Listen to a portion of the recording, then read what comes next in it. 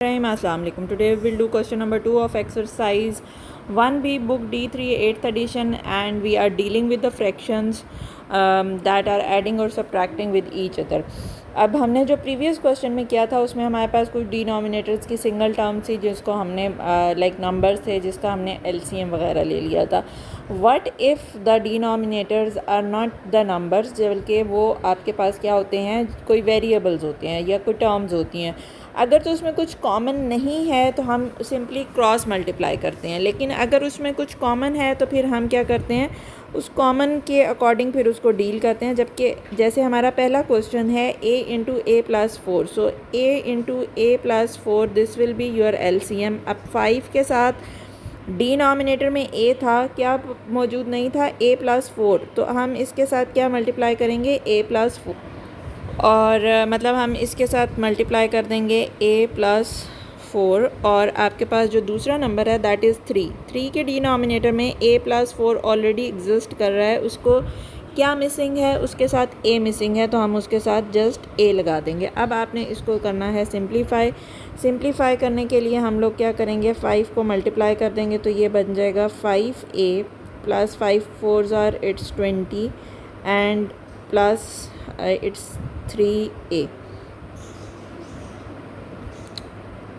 अच्छा जी, ये आपके पास आ जाएगा प्लस 3a डिवाइडेड बाय, आप डिवीज़न में एज इट इज़ लिख दें. अगर आपने ब्रैकेट ओपन करनी है तो it's up to you, otherwise mostly हम लोग इसी तरह से लिखते हैं ताकि अगर फाइनली कुछ कटिंग हो सकती है तो हम पॉसिबिलिटी अगर हो तो हम कटिंग कर सकते हैं. अच्छा जी, 5 प्लस 3 आपके पास आ जाएगा 8a प्लस 20, ठीक हो गया, divided by a into A plus 4. अभी यहाँ पे कोई कटिंग नहीं हो सकती. इवन अगर आप न्यूमिनेटर में से कुछ कॉमन भी ले लेते हैं, 4 या कुछ भी कॉमन ले लेते हैं, तब भी हमारे पास कोई कटिंग पॉसिबल नहीं है, तो हम अपना आंसर यहीं तक लीव कर देंगे. Moving towards question number part B में भी अगेन इसी तरह से है. हम लोग जो न्यूमिनेटर्स हैं उनको आपस में क्या कर लेंगे, मल्टीप्लाई, और मतलब क्रॉस मल्टीप्लाई करेंगे and we'll get the answer. Let me write the question.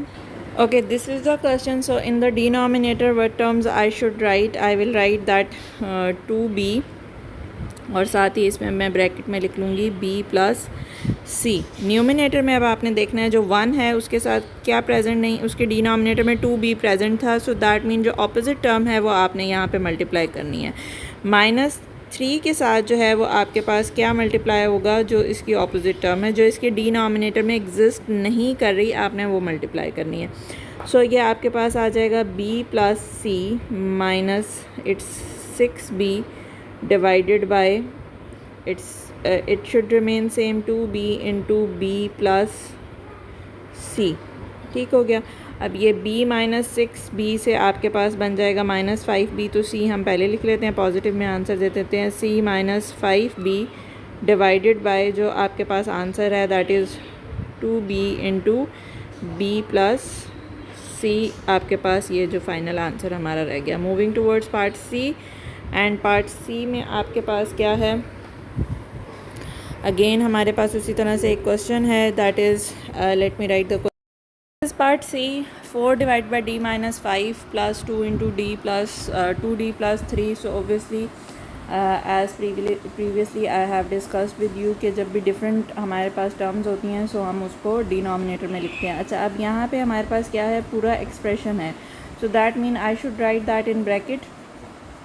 अब जो पहला वाला हमारे पास न्यूमिनेटर है उसके साथ आपने क्या मल्टीप्लाई करना है, 4 के साथ आपने 2d प्लस 3, मतलब जो उसके पास न्यूमिनेटर में डिनोमिनेटर में एग्जिस्ट नहीं करता आपने उसको मल्टीप्लाई करना है.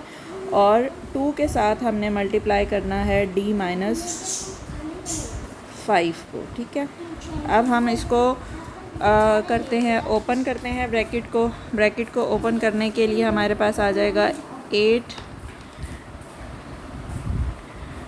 हमारे पास ब्रैकेट ओपन करने के बाद आ जाएगा 8d प्लस 4 3 ज़ार हमारे पास आ जाएगा 12 आ जाएगा, प्लस आपके पास यहाँ से आ जाएगा 2d माइनस 2 5 ज़ार आपके पास क्या आ जाएगा, 10 आ जाएगा. डिनोमिनेटर में हमारे पास जो चीज़ें हैं वो एज इट इज़ आपके पास आ जाएगा d माइनस 5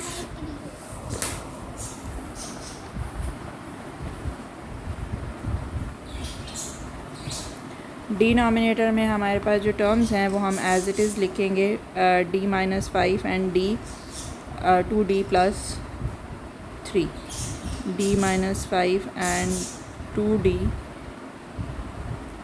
+ 3। अब न्यूमिनेटर में हमारे पास जो भी टर्म्स हैं जो लाइक हैं, जैसे 8d है और 2d है, तो यहाँ से ये आपके पास आ जाएगा 10d और आपके पास +12 माइनस से इधर से आ जाएगा +2। साइंस का आपने ख्याल रखना है। डिनोमिनेटर हमारे पास एज इट इज़ आ जाएगा d-5 और 2d + 3 हमारे पास एज इट इज़ डिनोमिनेटर में हमारे पास आ जाएगा। Moving toward the next part. Okay, again the same concept we are having. Denominator में आपके पास f + 5 और f -1 है, सो हम उसको ब्रैकेट में इसी तरह से लिख लेंगे, that is f + 5 and f -1। सो पहला वाला जो न्यूमिनेटर है उसके साथ आपके पास क्या मल्टीप्लाई होगा, f -1 मल्टीप्लाई हो जाएगा, और जो दूसरा वाला हमारे पास न्यूमिनेटर है उसके साथ आपके पास f + 5 मल्टीप्लाई हो जाएगा।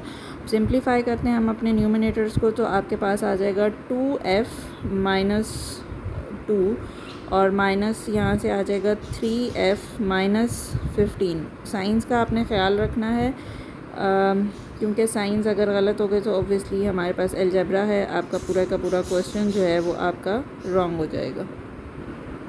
अच्छा जी, डिनोमिनेटर हमारा एज इट इज़ आ जाएगा, that is f + 5 and f -1। अब हमारे पास जो न्यूमिनेटर है 2f - 3f, 2f - 3f से आपके पास क्या बनेगा, -1f बनेगा। 1 लिखते हैं या आप नहीं लिखते, जस्ट f भी लिखते हैं, that is also fine. So -f आप लिख दें, सो वो भी हमारे पास ठीक है। और आपके पास जो -15 एंड -2 से आपके पास क्या बन जाएगा, -17 बन जाएगा। डिनोमिनेटर एज इट इज़ हमारे पास आ जाएगा, that is f + 5 and f -1। So this was done with part D. Moving towards part E. अच्छा जी, पार्ट ई में 11 / 3 - 7 और अगेन उसी तरह से हमारे पास चीज़ें हैं, तो हम उसी तरह से करेंगे इसको भी। आपके पास जो डिनोमिनेटर है उसमें आप 3h - 7 और आपके पास जो दूसरी ब्रैकेट है 6 - 5h आ जाएगा। इसमें न्यूमिनेटर में 11 के साथ हमारे पास क्या मल्टीप्लाई होगा, 6 - 5h मल्टीप्लाई हो जाएगा, और +2 के साथ आपके पास जो पहला वाला है दैट इज़ 3h - 7 ये मल्टीप्लाई हो जाएगा। अब ब्रैकेट्स को हम सिंप्लीफाई कर लेते हैं फर्दर। सो ये हमारे पास रह जाएगा 66 - 11 5s are 55h and +2 3s are 6h और -2 7s are it's 14 divided by the denominator will remain as it is, that is 3h - 7 and 6 - 5h। अब जो हमारे पास लाइक टर्म्स हैं उनको हम ऐड और सब्ट्रैक्ट कर लेते हैं। अगर आप 66 और 14 को माइनस करते हैं तो हमारे पास आ जाएगा 2 एंड 6 - 1 52 -55 में से 6 माइनस कर देते हैं तो आपके पास बच जाएगा 49h, और डिवाइडेड बाय हमारा denominator will remain as it is, that is 3h - 7 and 3h - 7 and in the second bracket it is 6 - 5h. Okay, this is done with the part E. Moving towards the next part, that is part F. अच्छा जी, अब part F में कुछ थोड़ा सा change आएगा, that is 3 / k² - 1 and 2 / k - 1। अब जो पहला वाला है उस पर आप क्या कर सकते हैं, उस पर आप अपना थर्ड फार्मूला अप्लाई कर सकते हैं, ठीक है, क्योंकि ऐसे हमें कुछ पता नहीं चल रहा कि क्या कॉमन है और क्या नहीं है कॉमन, तो k + 1 एंड k - 1।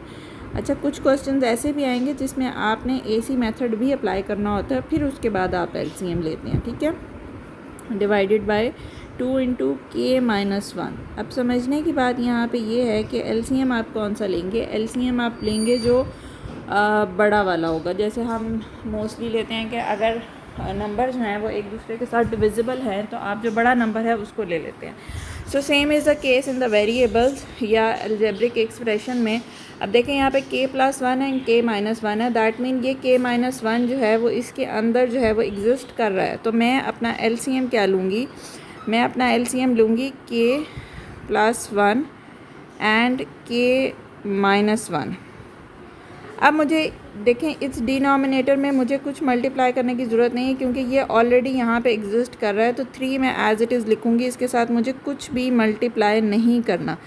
अब मुझे करना क्या है, जो आपके पास आगे अगर हम फर्दर जाते हैं तो अगर आप यहाँ पे गौर करें तो यहाँ पे सिर्फ k-1 है, यहाँ पे मिसिंग क्या है आपका k+1 मिसिंग है। तो दैट मीन 2 के साथ आपको क्या मल्टीप्लाई करना है, k+1 जो मिसिंग है वो आपने वो मल्टीप्लाई करना है।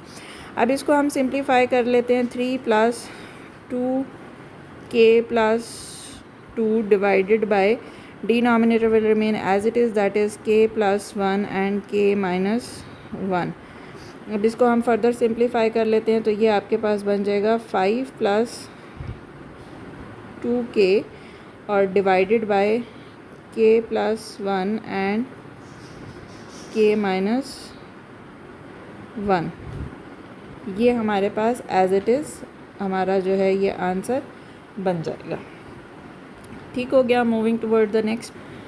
ओके जी, अगेन द सेम थिंग जैसे हमने पार्ट F में किया था, 3 डिवाइड बाय 4m² - 1। तो 4m² - 1 पे I can apply the third formula, that is 3 divided by, इसको हम लिख सकते हैं 2m - 1 एंड 2m + 1। ठीक हो गया। और -5 और डिवाइडेड बाय 2m + 1। अब कुछ स्टूडेंट ये कहते हैं जनाब हम तो डायरेक्ट भी मल्टीप्लाई कर लेते हैं, क्रॉस मल्टीप्लाई करके भी आंसर ऐसा आना चाहिए। नो, क्रॉस मल्टीप्लाई करके आंसर आपका टोटली चेंज आएगा।